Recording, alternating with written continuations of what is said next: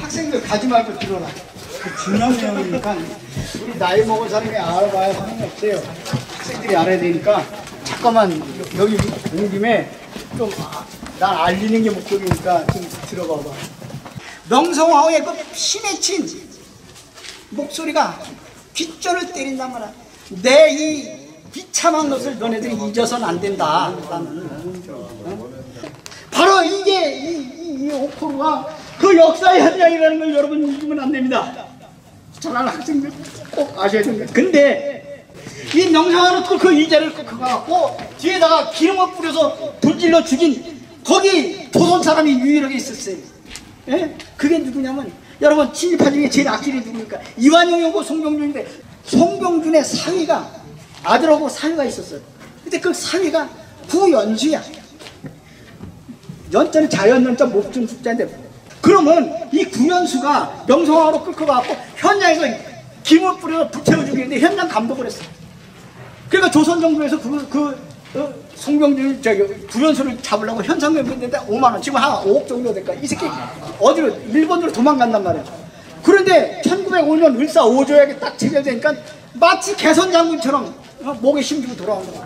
그래갖고 그때 당시 돌아왔을 때 조선인으로선 역사 이래 가장 높은 계급이 오늘 따지자면 경무관 지방경찰청장이 된단 말이야. 근데 자기 장인이 송병준이 추천에 의해서 그렇게 경찰청장까지 될 정도의 그 위치가 있었다 그러면 더 열받는 게 뭐냐면 명성황후 시해 때 현장 감독으로 기름 뿌려주게 했던 그런 공로가 인정됐다고 해서 그 지방경찰청장까지 최고 높은 자리까지 앉혔댔더니 이건 용서할 수 없다는 얘기야. 그때 해방됐으면 이 개새끼들 다 정리를 해야 되는데 또다시 그 새끼들을 전부 다 데려다 쓰고 또 미국이 문화니까 이승만 때 뭐냐 구연수 아들이 한국은행 초대 총장이고 그 다음에 초대 상공부 장관을 지내서 이승만이 밑에 이 친일파들이 다 지금 박정희 닭깎이 마사오서 시작하고 오늘날까지 다 이것은 여러분들 아셔야 되는 거예요.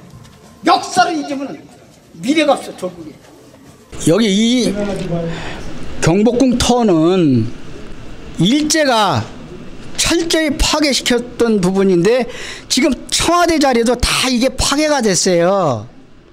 근데 대원군이 이 후원 자리를 갖다가 복원하면서 청와대 자리에 4개의 정각이 있었습니다.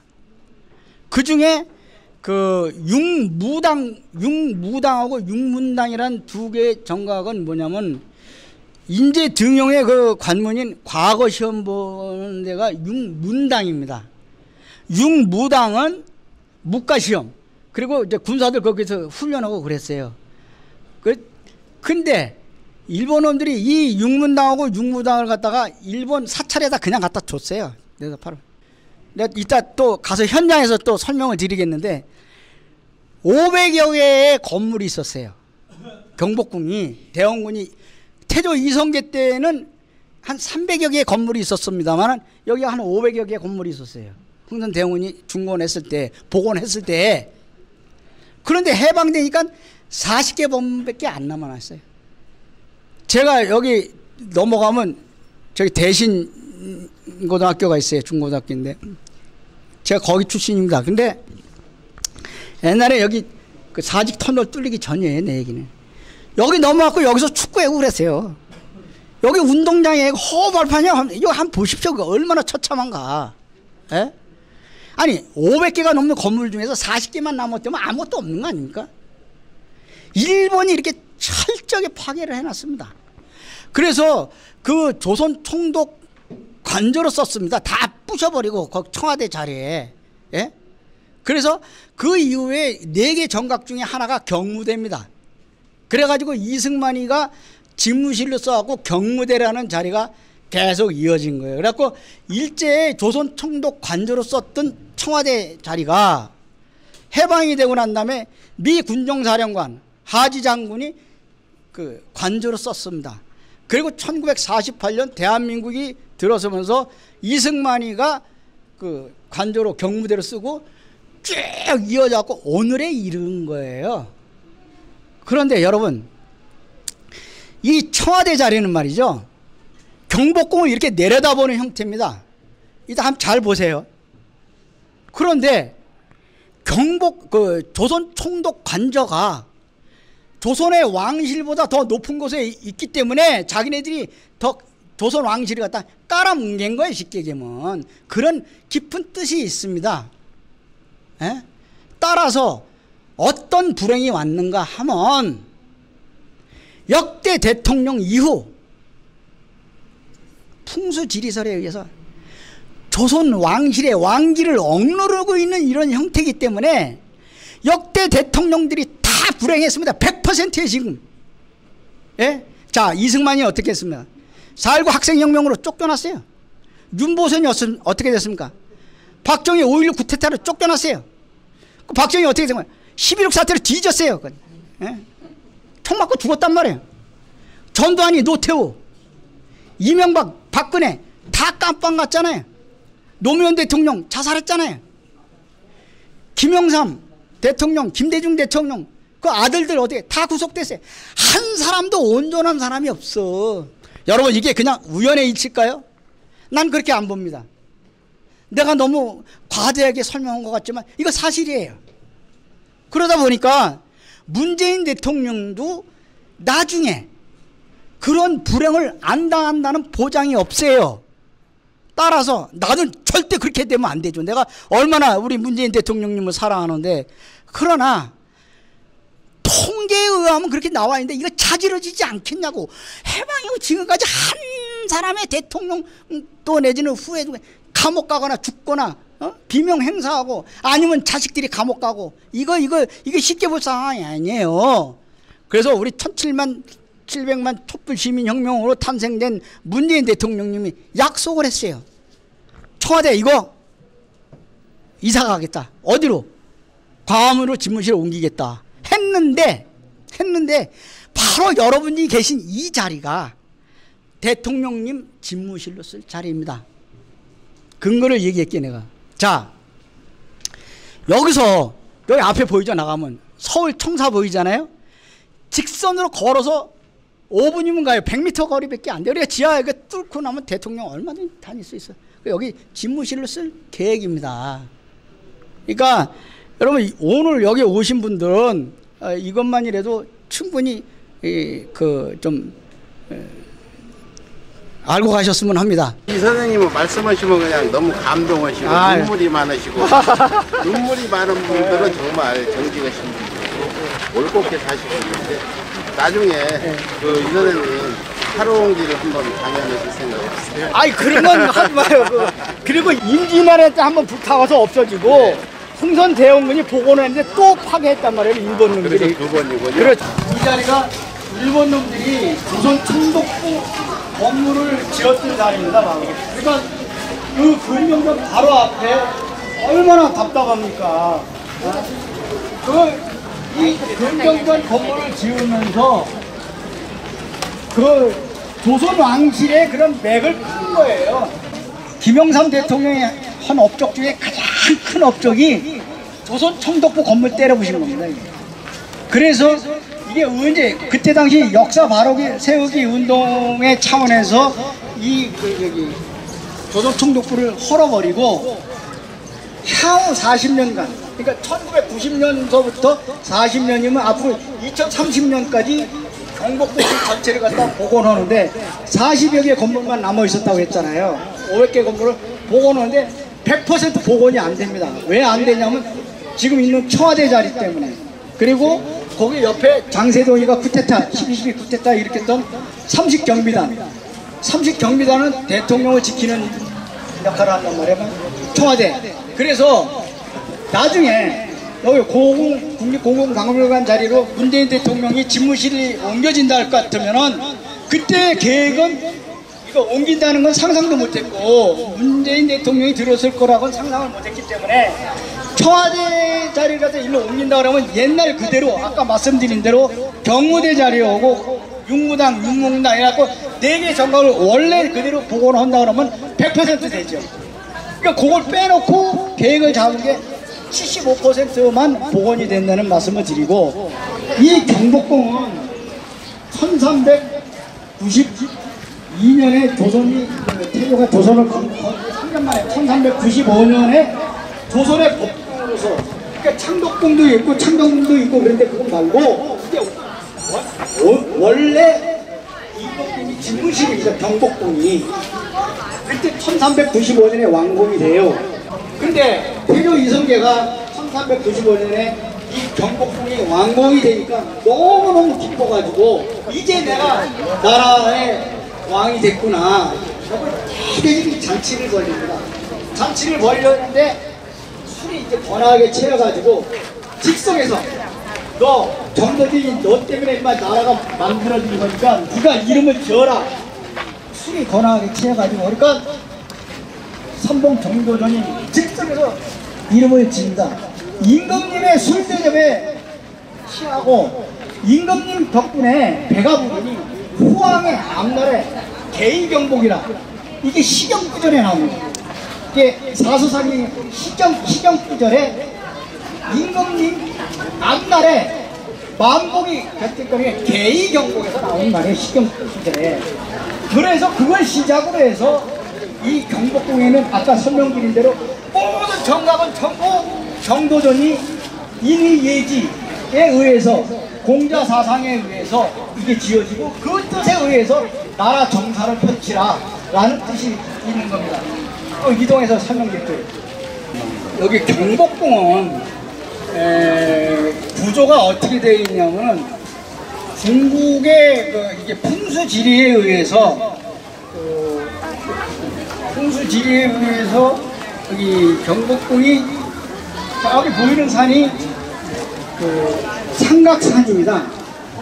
삼각산을 중심으로 해서 지금은 안 보입니다만은 서쪽에는 인왕산, 동쪽에는 낙산, 그 다음에 여기 아까 설명드린 대로 남산은 목욕산이죠. 그래갖고 어떤 형태냐면은 종묘가 있습니다. 그리고 서쪽에는 옛날에는 농경사회이기 때문에 농사를 가장 중요시 여겼죠. 그래서 곡식을 생산해는 땅에 제사를 지내주는 사직단이 바로 저기 서쪽에 있습니다. 여기서 멀지 않아요. 그래갖고 모든 것이 이게 다 음과 양에 의해서 이루어졌습니다. 그리고 여러분 보시다시피 이 경복궁이 완공이 됐을 때는 아무리 비가 와도 옷이 안 젖을 정도로 모든 건물이 다 연결이 됐었어요.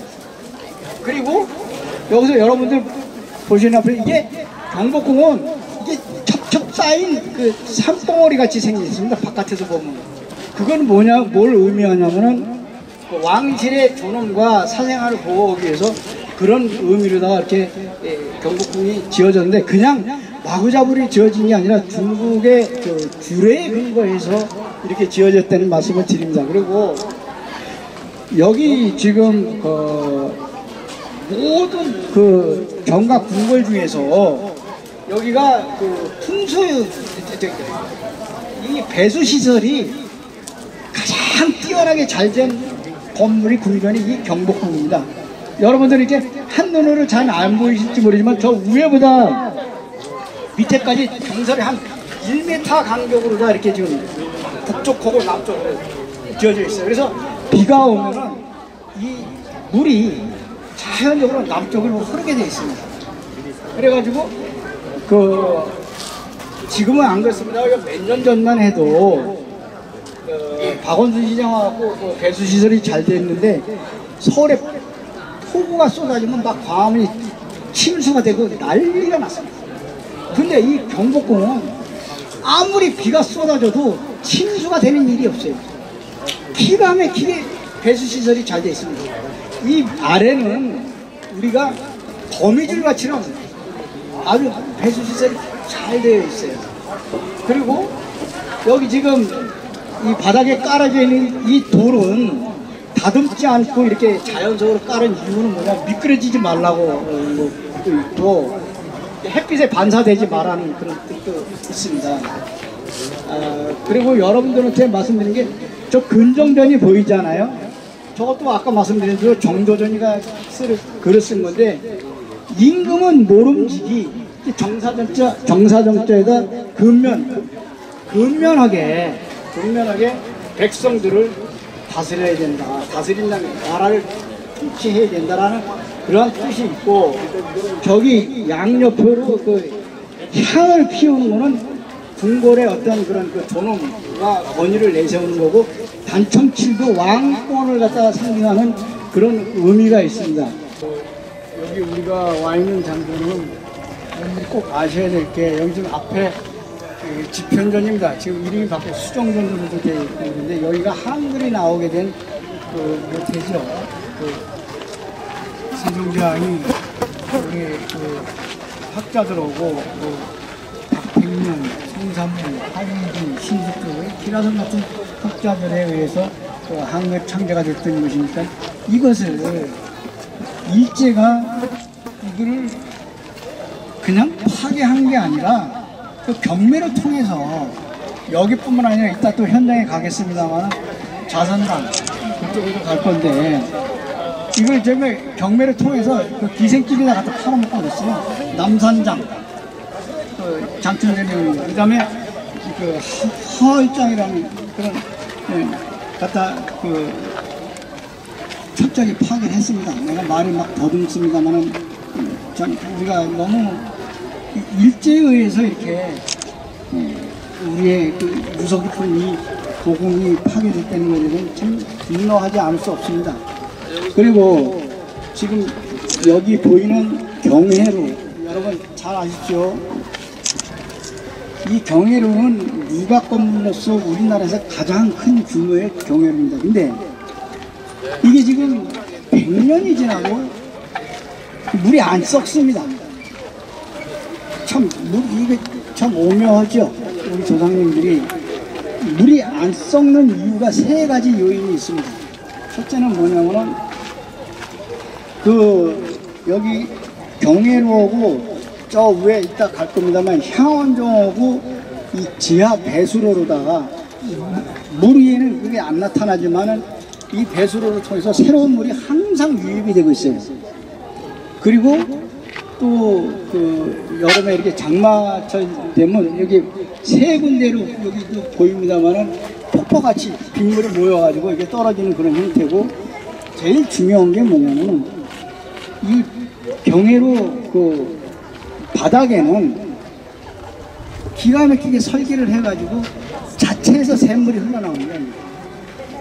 그래서 비가 쏟아져 내리면 일로 다 모여가지고, 이게 아까 말씀드린 대로 그 경복궁 근정전 밑에 지하에는 배수시설이 거미줄 같이 연결되어 있어가지고, 이게 여기서 모든 물들을 일로 다 모입니다. 어쨌든 여기 연못으로 이 물로 모여서 이렇게 그 청계천으로 해서 한강으로 흘러가게끔 그렇게 그 설계가 되어 있다는 걸 말씀드리고, 그래서 여기 경복궁 자체의 배수시설은 일단 북쪽에 일로 올라가면 갈수록 이렇게 높아요, 저쪽이. 그래갖고 물은 위에서부터 낮은 곳으로 흐르는 거니까, 그래서 모든 물들이 이쪽으로 연결이 돼서 흘러내려간다는 거. 그 다음에 이 경회로는 그 나라에 큰 잔치가 있을 때, 외국 사신들이 왔을 때 여기서 연회를 하는 그런 연회장입니다, 일종의.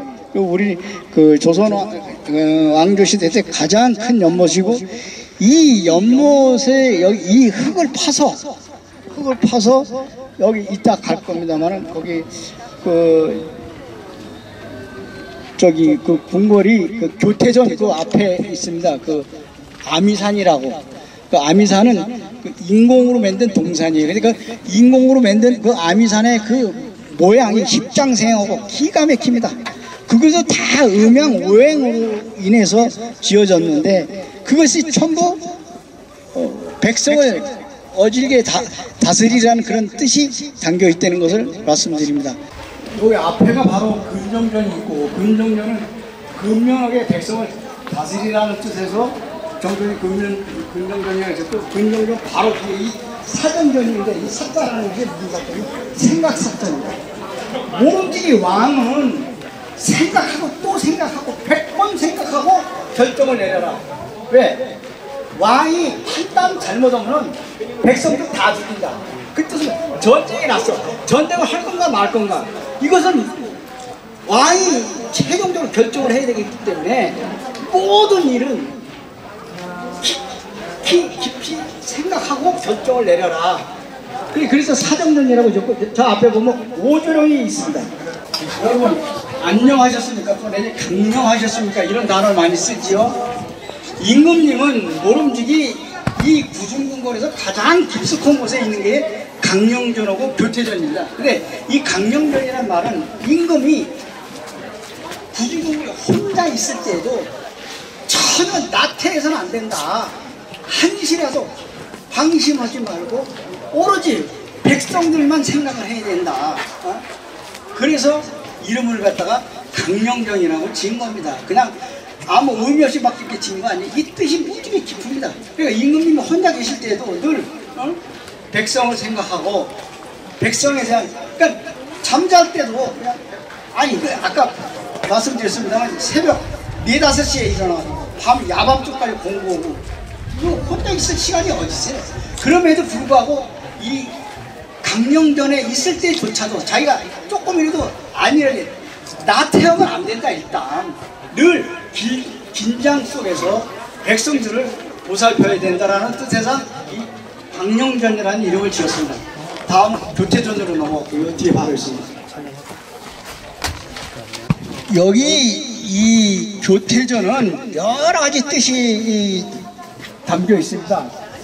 우선 먼저 이 교태전은 누가 거쳐오는 거냐? 이 앞에 그 강령전은 임금님이 거쳐오시지만 여기는 그 왕비가 거쳐오는 것입니다. 그러면 여러분 우선 교태하면 어떤 생각이 나나요?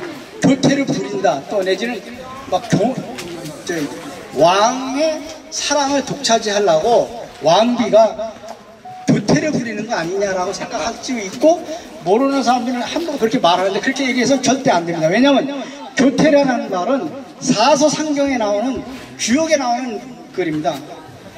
교태는 하늘과 땅, 음과 양을 뜻하는 것으로 임금이 왕비하고 같이 사랑을 나누고 동참을 해서 훌륭한 후손들을 왕자를 생산하는 그런 의미에서 교태전이라고 붙인 거예요. 그 주역에 나와 있는. 그러면 봅시다. 왕이 그 왕비가 보고 싶다고 해서 아무 때나 들어와서 이렇게 절대 동침 못합니다. 여기 그러니까 아까 말씀드린 대로 조선의 왕은 자기 부인 왕비조차도 마음 놓고 품을 수가 없어요. 그렇게 힘이 없습니다. 그게 바로 경국대전에 나와 있어요. 그러면 이 앞에 그 강령전이 임금이 주무시는 데인데, 아니 왕비가 보고 싶다고 해서 일로 건너와서 야 나 좀 오늘 왕비하고 동침하겠다 못해요. 그렇게. 그 무슨 왕이 힘이 있어. 그럼 언제 하느냐? 왕과 왕비가 합방하는 날이 따로 정해져 있습니다. 그날은 보름달이 뜨는 날, 맑고 청명하게 보름달이 뜨는 날, 그것도 시간이 딱 맞춰져 있단 말이에요. 언제 아무 때나 못해요. 그것은 바닷물과 민물과 썰물 때, 그 양이 빠져나가 썰물 때는 아니에요. 밀물 때, 물 들어오는 그 시간대에 딱 맞춰가지고 왕비하고 합방을 시킨단 말입니다. 그러면은 참 이게, 그러면 왕도 그렇고 왕비도 서로 간에 오래간만에 만나는데 설레임과 흥분 속에서 좀 이렇게 에로틱하게 그렇게 해서 만나고 깊은 사랑을 나누고 후손을 생산해냈다.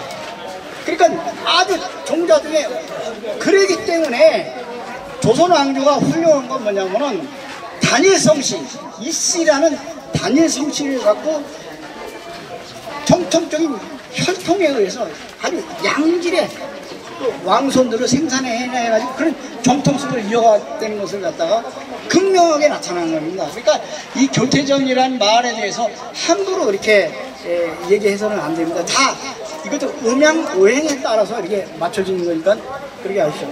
여러분, 일본 놈이 사그리 다 기생, 남산, 화월장, 남산 나이가 다 기생집에다 이렇게 다 파르고 일본으로 갖고 갔던 거, 그 생각만 해도 자다가도 벌떡 일어나요. 이 일본이 저지른 우리나라뿐만 아니라 중국 또 동남아에 저질렀던 그 메이지 유신 이후에 그 태평양 전쟁을 거치면서 얼마나 많은 사람들 악독하게 죽이고 그렇게 학살을 했고 그 희생을 했는데 지금까지도 한 번도 제대로 된 사과 한마디 없이 우리가 역대 정권들이 너무 친일 정권이었기 때문에 이것을 갖다가 묵과했던 것이고 우리를 우습게 본 겁니다. 이제 조국이 통일이 되면 어디 독도가 일본 땅이라고 얘기하겠습니까? 이런 군국주의 정신들을 갖다 깨부시려면 우리가 정신적으로 역사를 알아야 된다는 그 말씀을 드립니다.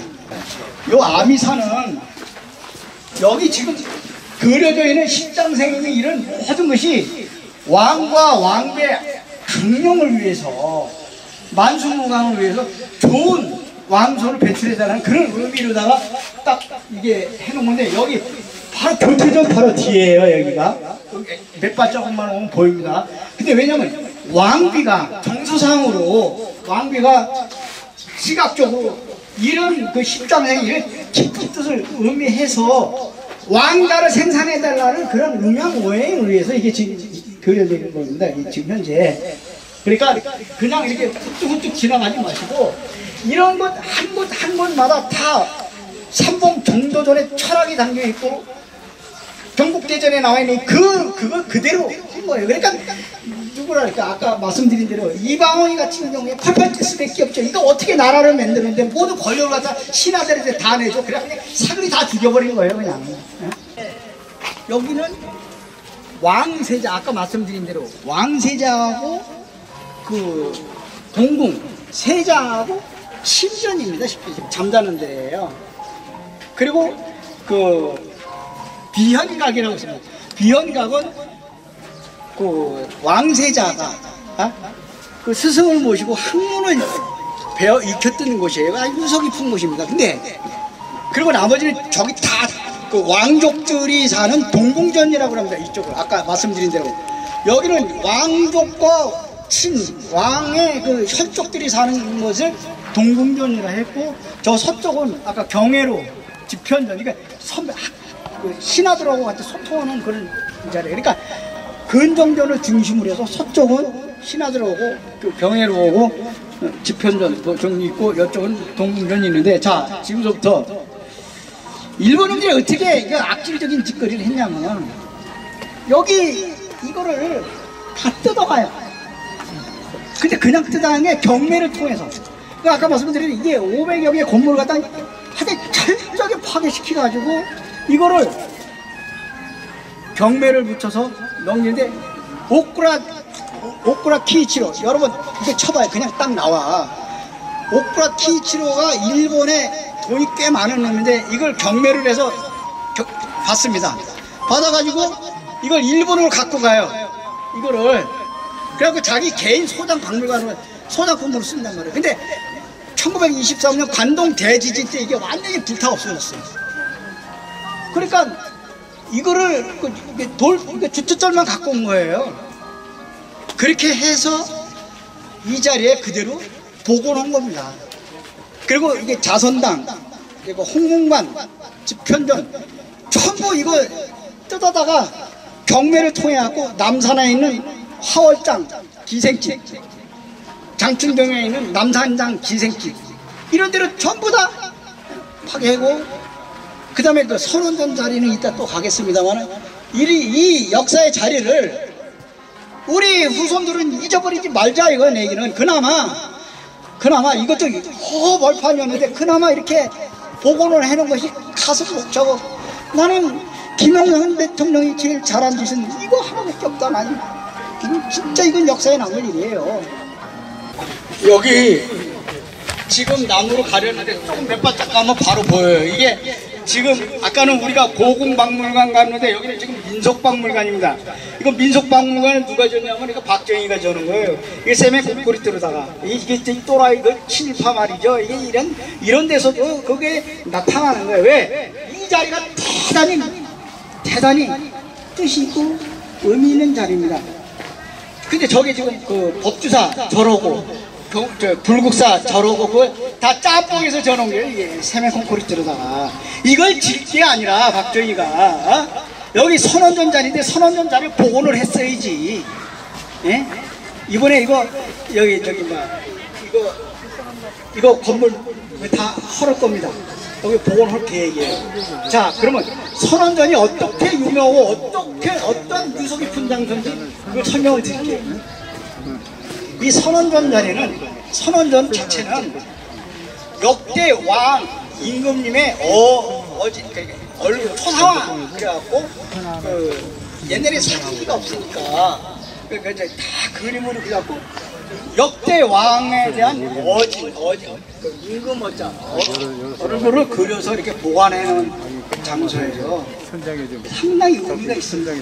그런데 이거를 철저히 파괴시켜갖고 다 뜯어다가 아까 그 자선당 그 기생집에다가 팔아 댕겼다고 했는데 이거는 어디로 옮겨가냐면 장충단으로 옮겨갑니다. 네? 그리고 또 이제 금방 갈 건데 여기 권총궁에 갈 건데 장충단이요 무슨 뜻이 있냐면 장자는 장렬하게 죽었다는데 그 장자하고 충자는 충성스럽게 장렬하게 죽었다라는 뜻에서 장충단, 단은 제사를 지내주는데 누구를 위해서? 명성황후 시해 사건 때 명성황후를 끝까지 지키려고 했던 사람이 호위대장 홍계훈하고 동내부대신 이경식을 비롯해서 나 가서 이제 다 현장에서 설명하겠습니다만은 그 궁녀들 다 죽었어요. 다 죽었어요. 그러니 명성황후 지키려고 하다가 죽었는데 고종임금님이 너무 가슴이 아파서 장충단이라는 재단을 세워주고 1년에 봄가을로 꼭 제사 지내주는 게 바로 장충단입니다. 이 역사 있고 우리나라의 최초의 현충원이에요. 말 그대로 국립묘지입니다. 쉽게 얘기하면. 근데 이걸 갖다 일본 놈들이 조선 식민지 지배하면서 장충단을 갖다가 그 유서 곳을 갖다가 철저히 파괴하고 공원으로 만든 것도 분통 터지는데 그걸 갖다가 거기다가 조선 침략의 원흉인 이토 히로부미 이등방문을 추모하기 위해서 방문사라는 절을 지었어요. 그리고 방문사 절을 진 게 이 의미가 깊습니다. 역대 왕에 대한 어진을 모셔놓은 여기도 아까 뭐 자선당도 있고 많잖아요. 여러 가지 의미가 있는데 해피는 역대 임금님의 어진을 모셔놓은 그 의미 있는 걸 다 뜯어다가 방문사 절을 졌단 말이에요. 이게 사람 돌아버린 거 아니에요? 일본 놈들이 뭘 갖다 하나 파괴를 하더라도 이렇게 철저하게 악질적으로. 그럼 우리 입장에서는 뭐가 되냐면, 그러면 장충단은 이따 명성황후가 진짜 처참하게 돌아가시는 걸 갖다가 추모하기 위해서 장충단을 지어놨는데, 그래 좋다 이가 일제 때는 식민지 지배 당했기 때문에 우리가 어쩔 수 없이 당했다 하더라도 해방된 조국에서 자유당정권의 이 친일파들이 장충단을 철저하게 파괴시킵니다. 더 심하게 얘기하면 박정희는 가깝게 마서 일본 충성하기 위해서 혈책까지 이렇게 쓴 이 새끼는 장충단을 복원하기는커녕 거기 장충체육관을 갖다 짓고 그 이병철이하고 서로 경병육차로 해갖고 신라호텔 지었단 말이야. 도대체 복원을 할 수가 없어요 지금은. 그러니까 복원이 안 된다 하더라도 그런 짓거리를 했던 게 이게 우리의 처참한 역사입니다. 사실이에요 이게. 많은 사람들이 듣기 싫어할 수 있는 부분도 있겠지만 사실인데 어떻게 네? 우리는 이런 걸 알려야 된단 말이에요. 그나마 이제 제자리에 선원전 자리가 다시 복구가 된다니 저는 가슴이 뭉클해요. 뿌리입니다. 여기가 경복궁의 가장 의미 있는 자리가 이 선원전 자리를 어쩌자고 박정희가 저를 그냥 사그리 쇠면 꼬꾸리 뚫어갖고 이게 세계 절을 갖다가 한 거예요. 법주사, 불국사, 또 하나 요게 절 이름이 그냥 잊어버렸는데 그 세계 건물을 갖다가 응용해서 쇠면 꼬꾸리 뚫어 칠 게 아니라 내 얘기는 선원전 자리를 복원했습니다. 이제 합니다. 이제 복원합니다. 우리 후세대는 이제 더 이상 이 친일파들에 대한 이런 악질적인 거에 만행에 대해서 그런 문화유산을 남겨줘서는 안 된다. 이 전 세계에서 무수히 많은 왕조 국가가 있었잖아요. 옛날 서양의 그리스, 로마, 중국의 투트 정복 시대 때부터 흘러내려온 수없이 많은 왕궁들이 있고 일본 에도 시대 뭐 이런 거 거치면서 그 과거 왕조 시대의 그 왕들은 집권자들은 백성들에 대해서 불림해 있었단 말이에요. 근데 내가 오늘 그 화두가 그 정도 전에 그 경대전 그거가 화두인데 모든 나라의 통치 이념은 백성 위주로 해야 된다. 그것은 어디서 나오냐면 공자의 인권주의 사상에 인간의 존엄성에 대해서 얘기했지 않습니까 아까? 그렇듯이 여기 지금 1월 5봉도가 이게 시경구조를 응용한 거예요. 인의예지에 따라서. 그러면 여기 지금 자세하게 지금 나와 있는데 자 다시 한번 설명드릴게요. 해와 달입니다. 저거는 해와 달은 음양오행에 따라서 해와 달은 왕과 왕비를 얘기하는 겁니다. 이게.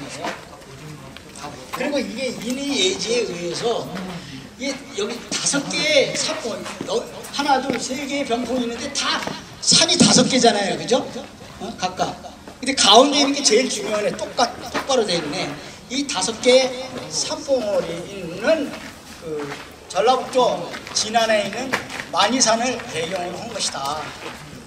그리고 그 5봉 5개의 그 산봉우리는 경복궁이 있는 아까 설명드린 대로 그 삼각산 지금 거기를 중심으로 해서 동쪽에 금강산, 서쪽에 묘양산, 남쪽에 지리산, 북쪽에 백두산을 의미하는 것이고 그 다음에 5개 산불이 줄기로다가 뭐가 있었냐면은 폭포수는 바다로 흘러내려가고 백성을 다스린다는 그런 의미가 있다. 그 다음에 여기 보이면 그 산 밑에 물줄기가 이렇게 막 부비쳐 흐른단 말이에요. 저것은 뭐냐면 그 왕이 만조백관 앞에서 그 회의를 하는 겁니다. 어전회의 쉽게 얘기하면 지금 청와대에서 국무회의하고 있는 거랑 똑같죠. 그리고 마지막으로 저기 지금 적송이 있습니다. 붉은 이 적송은 소나무 중에서 가장 성스러운 소나무이기 때문에 이 붉은 소나무는 그 금강산의 그 적송을 의미하는 의미에서 그려놓은 거죠. 그 다음에 끝으로 그러면 이 자리가 무슨 자리냐? 이게 건청궁의 고종의 임금님이 여기 계셨었어요. 근데 아까 말씀드린 대로 이 건청궁을 지은 목적은 뭐냐면 이 그 나라의 왕은 고종이지 대원군이 왕이 아니다 말이에요. 근데 여태까지 대원군이 그 섭정을 했어. 다 통치를 했었어. 근데 면함 최익현이 그 유학자가 상소문을 올린단 말이에요. 아니 이 나라의 왕이 둘일 수는 없지 않냐? 고종임금님이 왕이지 왕의 아버지가 왕으로서는 되냐? 그래갖고 그 상소문 한 장에 10년 세도가 그냥 날아가 버린 거란 말이에요. 그러면 그 명복이가 이 명복 그 고종이 왕이 12살인가 13살이에요. 그러면 딱 10년 만에 10년 세도가 그냥 날아간 거예요. 그러니까 22~23살 되니까 그때 자기가 친정을 한단 말이에요. 이제 대원군 대신에. 그래서 아버지한테 대해서 좀 미안한 감도 있고 그래갖고 이 건청궁을 지어갖고 유일하게 여기에다가는 그런 자숙하는 입장에서 단청치를 안 했습니다. 그러나 1월 5봉도는 그려져 있죠. 이게 왕을 의미하는 거기 때문에. 근데 여기에 슬픈 사연이 지금 저쪽 있는 게 뭐냐면 일본 놈들이 명상하고 시해 사건 때 1895년 10월 8일 새벽 4시에 여기 들이닥칩니다. 그래가지고 제일 먼저 들어온 데가 여기에요. 건청궁부터 온다고. 그러면 고종임금님이 잠결에 일어나고 새벽에 느닷없이 일본 놈들이 무장세를 쓰냐 들이닥치니까 딱 벗어 끼게 알고 고종임금님이 공포에 실려고 사시나무 떨듯이 떨고. 그러니까 이 세계 일본 놈들이 고종임금님의 어깨를 갖다 멍 그냥 딱지로 그냥 무릎을 꿇고 앉는단 말이에요. 그리고 난 다음에 그 일본 놈들이 휘두르는 칼에 왕세자가 그냥 칼에 맞으니까 칼등에 맞아갖고 그냥 기절하는 거 순종이죠. 그래 나중에. 그러니까 순종이 그냥 기절하니까 고종임금이 순종을 그냥 끌어안고 야 세자야 괜찮냐면서 막 어쩔 줄을 몰라 한다.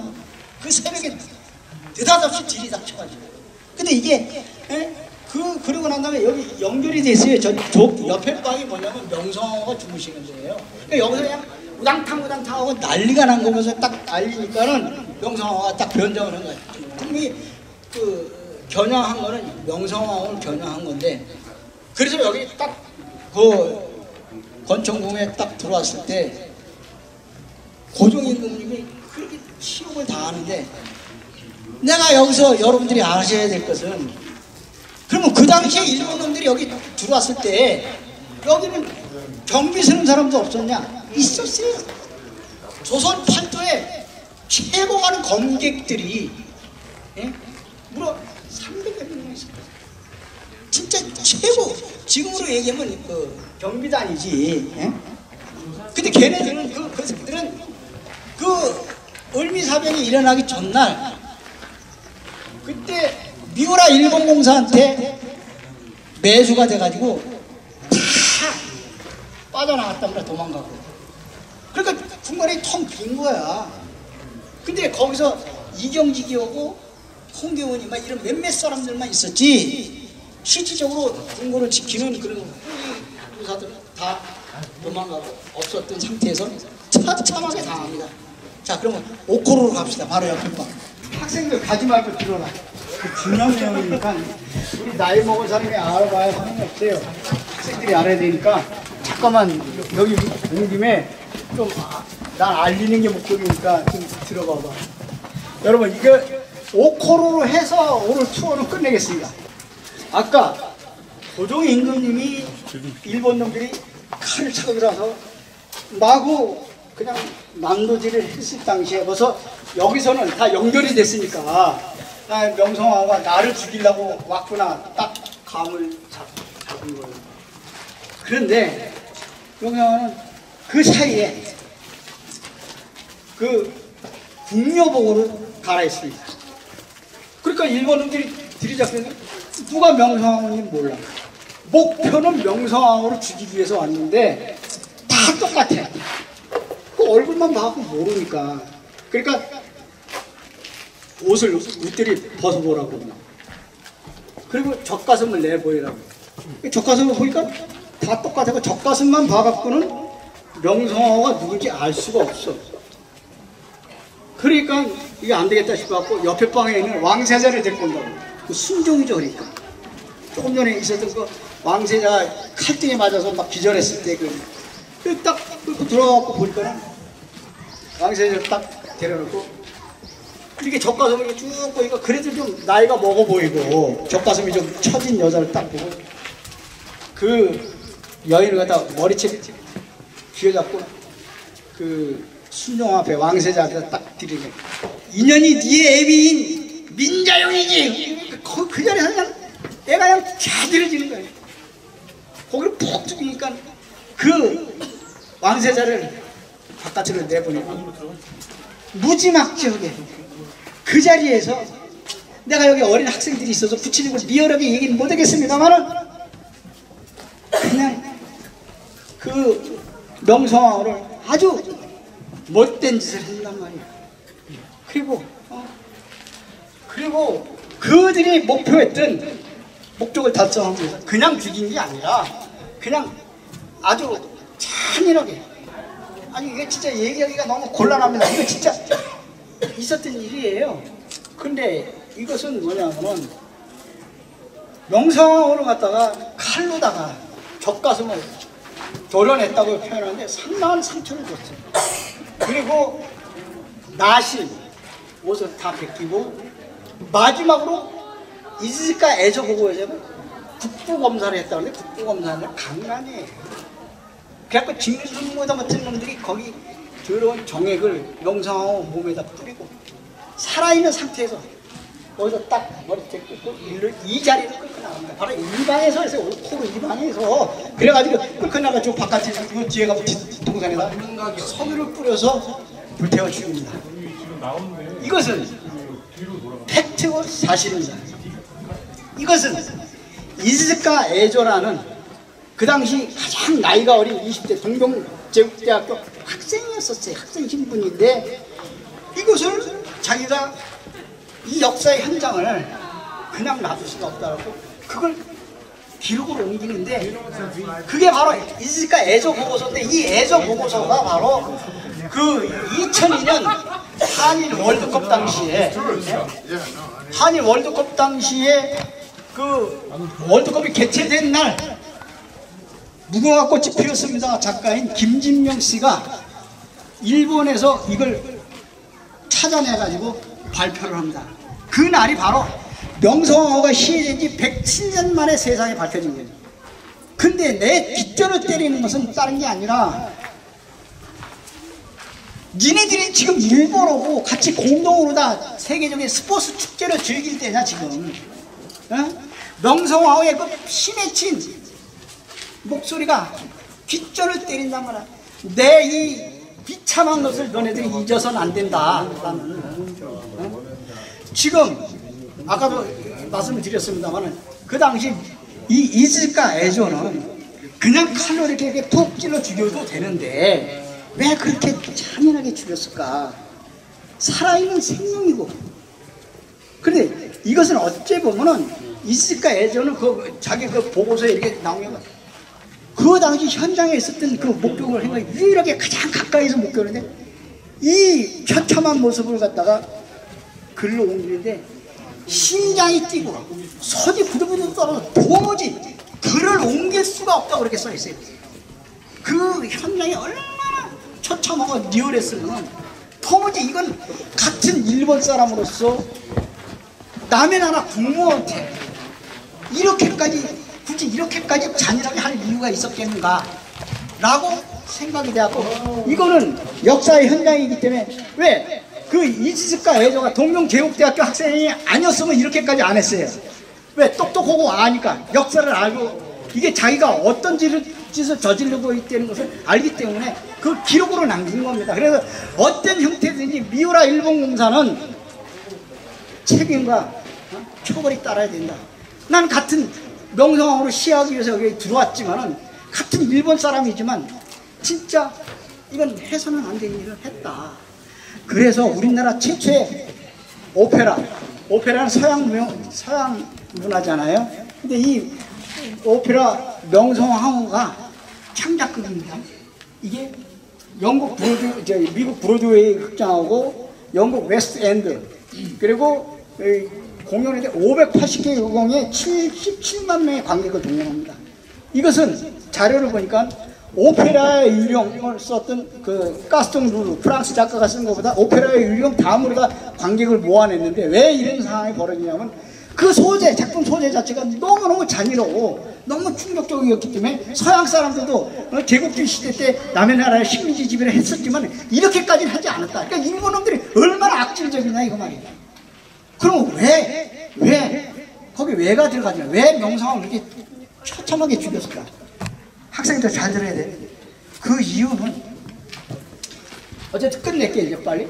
메이지 유신 이후 일본은 우리나라하고 중국을 비교하고 형편없는 위기의 국가였어요. 1868년 메이지 유신이 일으켰을 때는 이 위기한 나라가 서양의 문물을 받아들여가지고 식민지 지배를 했는데 제국주의라는 건 뭐냐면 남의 나라 침략해서 그냥 식민지 지배하는 거야. 먹는 게 인자란 말이야. 제국주의 시대 때는 국경의 개념이 없었어. 그리고 일본들이 제일 먼저 접어먹은 데가 홋카이도, 흔히 얘기하는 북해죠. 우리나라 지금 얘기하면 거기가 마을민족이 살았었는데 키 짝짝하고 털 많이 나고 아주 근데 거기 홋카이도를 갖다 딱 집어먹고 남쪽으로는 어딜 집어먹냐면 오키나와 유구 왕국을 갖다 딱 집어먹고 그 다음에 상대가 조선이야. 조선을 딱 들어오려고 했는데 이미 조선은 청나라의 식민지 지배를 속국으로 있었기 때문에 무력으로 행사할 수가 없어. 그래서 발생한 게 1884년에 나온 게 김옥균의 갑신정변이 일어난다. 그렇게 해갖고 김옥균을 시켜갖고 허사비양권을 만들려고 그랬는데 3일 만에 3일 천하로 끝나잖아. 청나라 개입을 해가지고. 그래서 그 당시 1885년 1년 후에 천진조약을 체결한단 말이야. 그건 무슨 얘기냐면 일본하고 청나라하고 둘이서 천진조약을 맺으면서 조선에서 두 나라가 완전히 빠져나가는 거, 철수하는 걸로 합의를 본다고.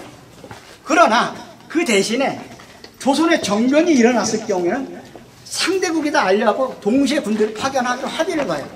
근데 이 합의, 천진조약의 합의가 결국은 10년 있다 청일전쟁으로 해서 중국이 패망하게 된단 말이에요.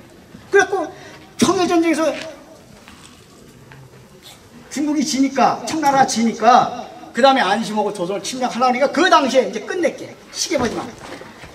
그 당시에 명성황후는 일본 침략으로 하여금 어떻게 해서든지 조선을 막아내야 되겠다 그래갖고 러시아를 끌어들인단 말이에요. 그러니까 이 명성황후 때문에 메이지 유신 이후 20년 동안 그렇게 조선을 잡아먹으려면 못 잡아먹으면 거기는 안 갚으면 그래서 잔인하게 이렇게 처참하게 죽인 겁니다. 여러분 이 피맺힌 역사를 아셔야 됩니다. 바로 이게 이 오코루가 그 역사의 현장이라는 걸 여러분 잊으면 안 됩니다. 잘하는 학생들 꼭 아셔야 됩니다. 근데 끝으로 마무리 짓게요. 이 명성황후는 그 이자를 꺾어갖고 뒤에다가 기름을 뿌려서 불질러 죽인 거기 조선 사람이 유일하게 있었어요. 예? 그게 누구냐면 여러분 친일파 중에 제일 악질이 누구니까 이완용이고 송병준인데 송병준은 우한봉시열의 14대 직계 후손인데 송병준의 사위가 아들하고 사위가 있었어요. 근데 그 사위가 구연수야. 연자는 자연연자 목중 숙자인데 무당의 아들로 태어났어. 근데 이거까지 다 끝났게. 그거 얘기 안 하고. 그러면 이 구연수가 명성황후로 끌고 가고 현장에서 김을 뿌려서 불태워 죽이는데 현장 감독을 했어. 그러니까 조선 정부에서 송병준 구연수를 잡으려고 현상금을 했는데 5만 원, 지금 한 5억 정도 될까. 이 새끼 어디로 일본으로 도망간단 말이야. 그런데 1905년 을사 5조약에 딱 체결되니까 마치 개선 장군처럼 목에 힘주고 돌아온다.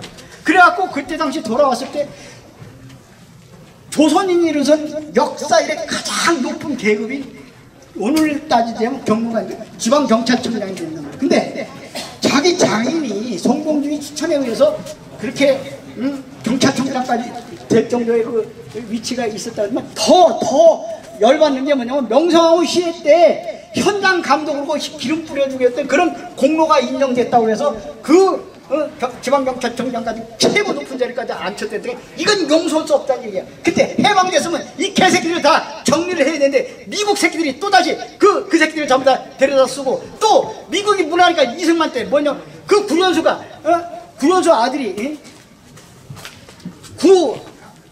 그거 잊어버리네. 그 아들이 한국은행 초대 총장이고 그 다음에 초대 상공부 장관을 지내서 이승만 밑에 이 친일파들이 다 지금 박정희 닭깎이 마사오서 시작해갖고 오늘날까지 다 이것은 여러분들 아셔야 되는 거예요.